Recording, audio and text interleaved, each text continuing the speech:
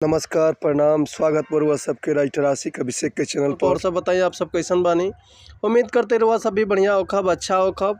तरहुआ सबन खाती लेके आ गल बिल्कुल हिट, बिल्कुल दर्दनाक मैटर, भोजपुरी गर्मी स्पेशल सॉन्ग। उम्मीद करते हैं एकरा के नया म्यूजिक बनवा के बढ़िया से दिल से गायकी कहते हैं तो 100% बाकी गाना और मार्केट में ब्लास्ट करी। इससे पहले रुआ सबसे कहल चाहब कि अगर वह गायकी में इंटरेस्ट बा, अगर गायकी में कदम रखले बानी और वह सबके नया नया मैटर नहीं मिलत, बढ़िया से तुकबंदी नहीं मिलत, बढ़िया गाना नहीं मिलत, बढ़िया से रिकॉर्डिंग नहीं हो पाओत, तो अगर हमारे चैनल पे आ गए बिन तो रुआ सबके निराश भइले के जरूरत नहीं है। काहे से कि रुआ सबन खाती हम हर एक प्रकार के सॉन्ग लिखले, हिंदी होके चाहे भोजपुरी होके, चाहे लव सॉन्ग, ऑर्केस्ट्रा सॉन्ग, पूर्वी, निर्गुण, भजन, रंगदारी, लयदारी, रुआ कोनो भी सॉन्ग लिखवा सकिले अपना मनपसंद के बिल्कुल उचित चार्ज पे। तो ऐसे कहत नहीं कि रुआ सब हमारा चैनल पे आ गए बिन तो चैनल के लाइक कर दी, सब्सक्राइब कर दी, बेल आइकन प्रेस कर दी, ताकि कोनो भी वीडियो अपलोड करते सबसे पहले नोटिफिकेशन रुआ सबन के मिले। अगर वीडियो अच्छा लागत तो रुआ एगो कमेंट प्यारा सा कर दी।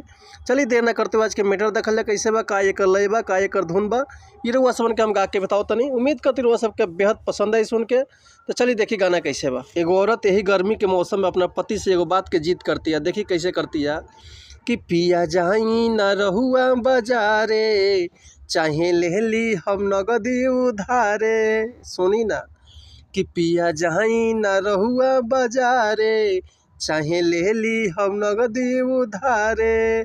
चुए लागे तर तर पसीना, कोटे जो बोलाई, बलम जी बढ़ता गरमी टाइट, रहुआ ले आइब स्प्राइट। बलम जी बढ़ता गरमी टाइट, रहुआ ले आइब स्प्राइट। चलिए रुआ सबन के एक बार और हम मुखड़ा सुनाए तो नहीं। उम्मीद करती रुआ सबके बेहद पसंद आई। कि पिया जाई ना रहुआ बाजारे, चाहे ले ली हम नगदी उधारे। कि पिया जाई ना रहुआ बाजारे, चाहे ले ली हम नगदी उधारे। चुए लागे तर तर पसीना, कहते जो बोलाई, बलम जी बढ़ता गरमी टाइट, रहुआ ले आइब स्प्राइट। बलम जी बढ़ता गरमी टाइट, रहुआ ले आइब स्प्राइट।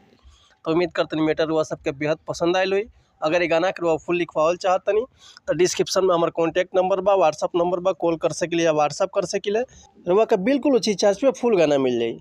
एक बार हुआ का अपन कॉन्टैक्ट नंबर बताए तनी। हमारा कॉन्टैक्ट नंबर बा 81 78 24 48 75 और व्हाट्सअप के नंबर बा 73 80 37 39 72। तो रुआ कॉल कर सकिले या व्हाट्सअप कर सकिले। एक और बात रुआ सबसे कहल चाहब कि अगर हमारे गाँव में कोनो मिस्टेक भइल होगा तो भी क्षमा चाहतनी।